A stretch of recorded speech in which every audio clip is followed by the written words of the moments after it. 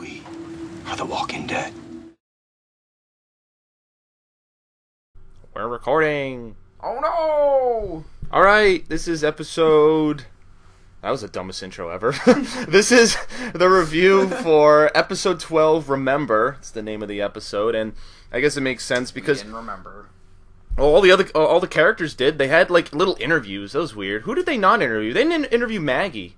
She didn't have any lines. Yeah, she didn't have any lines besides the very... Well, she didn't even have any lines. She just kind of had that... She's like, is my Glenn okay? That was pretty much it. That was pretty... Like, she didn't say anything. No, she just had a smile when Glenn punched that guy out. Yeah, you were like, oh, it's a She was just a woman boner there. She was like, oh, I'm excited now. Yeah, I love this community. So, this is one of the most different episodes I've seen from the show in a while. Like, Yeah. the thing I've been liking about this back half of season 5 is that we have had some really diverse episodes. Like, every episode's been pretty different, if you'd agree with that. Like, everyone had a different tone to it. And so this one hasn't felt like it's been dragging on or anything. This is basically, this is completely different than last time. Last year at this time, it was just kind of, we got to see every episode was another group just wandering. There was just so much wandering, and it was just, then, we had to wait till the very end of the season for everyone to finally be together just for us to wait months for the next season kind of thing. But now, everyone's together, but they're all taking this whole Alexandria safe zone in a different tone. We got to see Rick change in different ways. I don't know if you'd say completely mentally, because I think, by his line at the end. Oh, yeah. I mean, he kind of... Yeah, it was kind of weird. Like, throughout the whole episode, he's had different feelings. He's had very mixed feelings, because, I mean, at first he was super fucking paranoid, even when they're, like, cause, like, they were just walking down the street, and he lost sight of Carl and Judith, and he freaked out and ran through that girl's owl statue who was hitting on him, even though she's married or whatever, which was an interesting little thing. We saw her. We don't know if that was a dream or not, but that would be the first, the first count of jealousy. That's weird, yeah, but the thing is, I'll say two things. That girl looks almost exactly like Andrea from the comics. I'm not sure, I don't know if they'll get in a relationship. I don't know if the show was hinting at that. I don't know if it'll be like a Rick Michonne thing or a Rick Her thing. It seems like, so far, they're shipping Rick and Michonne. Or maybe Rick won't have any relationship. Yeah. I don't know. They might not want to do that. The only relationship we have right now is Maggie and Glenn. And sort of Abraham, but that's just a fuck buddy relationship. Yeah, exactly. Which they didn't have any lines either. Eugene, none of their crew. We saw them sitting around. Was Carl. Carol had some too. Yeah. Michonne, Rick, and Daryl. Daryl, yeah, and then the majority of the episode is them just assimilating to society, basically. Yeah. I think there's not much to say. We meet lots of new characters, most of which I can't even fucking remember the names. There's Monroe, not the Paul Monroe from the comics. It's Diana Monroe. Who was a congresswoman from Ohio. Yeah, she's like, I was a Republican, no. But I voted the Keystone Pipeline before everything went to shit. No, we're not bringing politics. We found out a little bit of background of her, like she was on her way back to her family when shit went down, but the military stopped them and they escorted her to the Andrea safe zone, which was planned to be self-sustainable. They've got solar powers and like she's like some kind of waste disposal system. Yeah. They were kind of like already ready for this. Yeah, and it just so happened that her husband was, a professor of architecture, so he was able to design like the walls. And she kind of played that into the whole thing, like everybody had their skills before this happened, and even though like shit went down, like that's who we still are and we're still useful, so that's why she played that into Rick being a sheriff, because that's what she ultimately wants him to be, is the sheriff. I found it interesting that Rick went back to his grounds, and he said the one thing, he said it, and then they repeated it at the end of the episode, that people always have an angle. Right. People are always trying to take advantage of you. For your wealth and then try and take you for it, basically, so. Yeah, and then we got to see freaking Rick's like, oh my god, a shower? It's like, God. Yeah, it looked like he took a shit in the shower. There's like that patch of dirt in there. Yeah, We saw Andrew Lincoln booty, and Like, no! he finally shaved his goddamn. He looks like season 1 Rick now.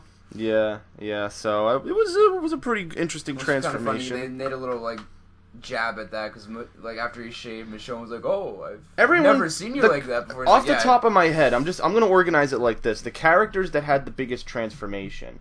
We had Rick. We had Carl, who was basically like, "Oh, you want to play?" Like he was with those kids. They're like, "Oh, you want to play video games?" There was a moment where he was shell shocked. And even the kids were like, "Take your time. This has gone on before. Don't worry about it," kind of thing. And then, even though that girl's a complete bitch to him because whatever that she probably likes him, but yeah, I don't know. That was weird. Like she being was a preteen bitch. She was climbing the wall and doing... I don't know if she's just like a runaway or she has a dirty secret. And I don't know, Carl's all fucking like... But that was weird at the end. I didn't know what... At the end of the episode where he's like, "You don't like me," I was like, wait a minute, what? Are you saying this in a sense of... That's weird. Yeah, I was like, what fucking sense are you saying this in? And I was trying to figure that out. But, Oh my god, the funniest part was during the interviews when Daryl walks in and he still has that fucking dead possum with the arrow through. Oh my god. Everyone's assimilating to like this community and he just comes in covered in dirt, fucking with the He dead didn't even possum. sit down. He was just Yeah, like he was walking standing around there. with a fucking like he's obviously the most against it. Like everybody seems to be against it, but they're trying to get comfortable. He's just fully against it. Yeah, he's kind of shut down. It's funny. He has one moment with Carol where he's like, "What?" Because it's funny. You look ridiculous, Carol kind of had almost his mentality. Like, she's been very gun-ho. I mean, she took down Terminus all by herself, and it's funny. She had a rapid switch. When they interviewed her, she's like, "Oh yeah, I had a husband." they were kind of putting on airs, so to speak, for the interviews. But like, because by the end of the episode, we got the sense of how everyone was feeling. Like, everybody was kind of like, "Yeah, it's nice, but it's only as nice as it can be. Like, we don't want to get weak by staying here." And then Rick says, "Oh, I don't think we're not going to get weak from what we've been through."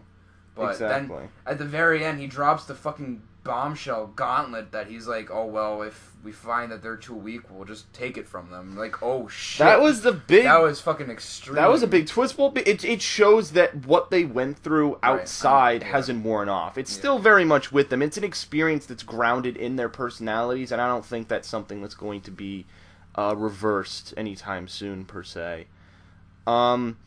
So yeah, that was interesting. Obviously, there's the question: who took Rick's gun that was in the cone? Blender.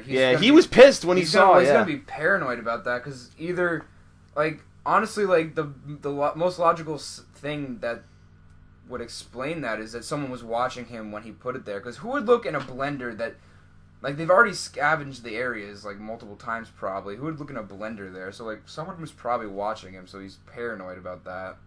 But yeah, exactly. I think the raiding party was like that intro to those two douchebags was the biggest thing that happened here. Cause those fucking guys. Oh my God. And it's funny how the woman wasn't on their side. She thanked Glenn for punching them. So she knows what order is, which is nice. I didn't want some leader who was like taking their side always, and there was some opposition already. I was like, oh good, we've got a good leader in charge here. It looks like she's reasonable, understands. And I love that line. She was like, if I wasn't going to be a congresswoman, I would have been a poker player. And then she's like, then she just keeps staring at him. She's like, yeah, seriously, actually, I'm not fucking around. That was pretty fun. I like her. I think she's going to be a good leader. It's an interesting role to be introduced to. But yeah, we didn't really hear anything from Abraham's group at all. Abraham, Rosita, Eugene, nothing from them. It was pretty much... And then Maggie. I think everyone else got time. Because Noah and Tara... were with the group, with the raiding Yeah, group. they got... Yeah, freaking Tara almost ate shit when that zombie... Because they were trying to hang the zombie up to shoot it. I was like, what the fuck are you doing? I mean, that just shows, like, the difference between people who have experienced and had to live through shit, and then people who are like have been in this safe zone and they're angry because they lost a few people, but like they're letting that like blind their judgments, which makes them stupid, which you can't do to like if you're surviving. So like Glenn was like, dude, you're ridiculous. You can't fucking do that. Yeah, and one of the best, I love the scene where the guy takes a swing at Glenn. Glenn, being experienced, ducks it, punches him in the face. And then Daryl, like, he just jumps. Because I think he's waiting for that. Like, he still doesn't trust this place. No. So when that happened, like, it set that off. And he was choking that guy out. That guy was... That was, and then Rick had to be like, dude, like, chill the fuck out. I mean, because you made the point that, like, even before all this, Daryl wasn't even in society. He was always on the run with Merle. So, like, even before Daryl has never had to... He's never been in, like, a full... Like, never wanted to be part of a society. So, like, especially now... But I do want to bring... I want to bring your attention back to episode 6 of season 1, when they were in the CDC. If you saw Daryl, do you remember? Like, he was drinking it up. I remember he's like, hey, why is the lights off? Like, he was embracing that for what that was in that short period of time. But I think that was before a lot. I mean, obviously a lot happened. Oh, yeah, he's lost a lot of people that are close to him, obviously, at this point. Obviously, everyone's been hardened by the shit they've gone through, losing the prison, getting captured at Terminus. Obviously, there's some experiences that have kind of hardened everybody, and, they're skeptical for these reasons, and it's. I liked it that we went into the psychology, but it wasn't overdone. Like in episode 10, it was kind of just that meandering talking, like let's talk stuff out, and then we'll find out more. This was interesting because these were characters there's a lot of angles we got going. I mean, we got that girl that with fucking Carl, who knows what her deal is, because they said that she came in a couple months ago, so she's also a survivor. So who knows what that's gonna be, but I like that scene where Glenn punches that guy because that guy was touting. He's like, oh yeah, I was part of the ROTC, you know, I'm hot shit. And like Glenn doesn't have any military background, but like he's had to survive for 2 years, and he puts him in his place pretty easily. So yeah, it was pretty interesting to see that. Yeah, but I liked it. It was a good way because we didn't know who any of these characters were, and they introduced them. You know, we got the typical douchebags. We got some jealous guy who might not be even alive because Rick might have dreamed it. I have no idea. And then there's one plot point which is a subplot point, which might not be. It might be nothing. I could be completely wrong, but Deanna mentioned that she kicked out 3 people. Oh yeah. And that's what the biggest thing she regrets. Yeah, so I don't know, will those 3 people come into play? You know, who are they? Obviously, if they're still alive, they're bitter. Yeah, and they might want to get revenge. So I don't know. And obviously, we're going to probably build to some sort of conflict at the end, like some big thing. There's no way that this finale is, extra time for no reason. So I think this finale is going to be big. I don't know if anyone knows this. They released the descriptions, like the synopsis descriptions for the episodes, just like the brief things. Like if you go on TV Guide, that's what they'd show you. And for the finale, it says that that the community there's a threat at the gates is the way the thing says. So I don't know if that's zombies, I don't know if that's people. I think we expect some shit to go down in the last episode, definitely. I don't know. Will they introduce our villain, which I'm still waiting for that. I want obviously I want the next big villain to come in, but I know they don't want to rush it. I'm sure they're going to execute that in a particular manner, and I don't know if they want to rush it, but at the same time, are they going to try to overplay the safe zone like they did the prison? Well, the prison was different because you had episodes to it. You had Rick, they almost got attacked by those prison guys, and then there was the stuff with Woodbury. There was the prison dynamic was really weird. Like, it went through some weird periods, and then they got assimilated, and then there was the disease. So there was really weird periods which kind of made that go through. So we don't really know.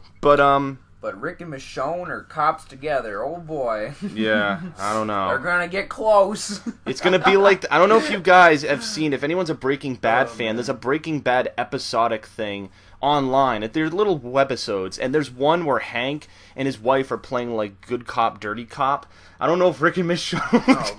It's so funny on YouTube. It's really, I look it up. It's really funny, but yeah, I don't know if they'll go that route. But so anyway. Review scores for this. I forget what we gave the last one. The last one? I think you gave it an... What happened to the last... Oh, no. I think I gave it a 9. I'm not sure. A 9? I'll give this one a 9. You give it a 9? Yeah, I'll go with that. I'll give it a 9 as well. This was a pretty decent episode. I liked it. Again, good dynamic. You got to see... Yeah.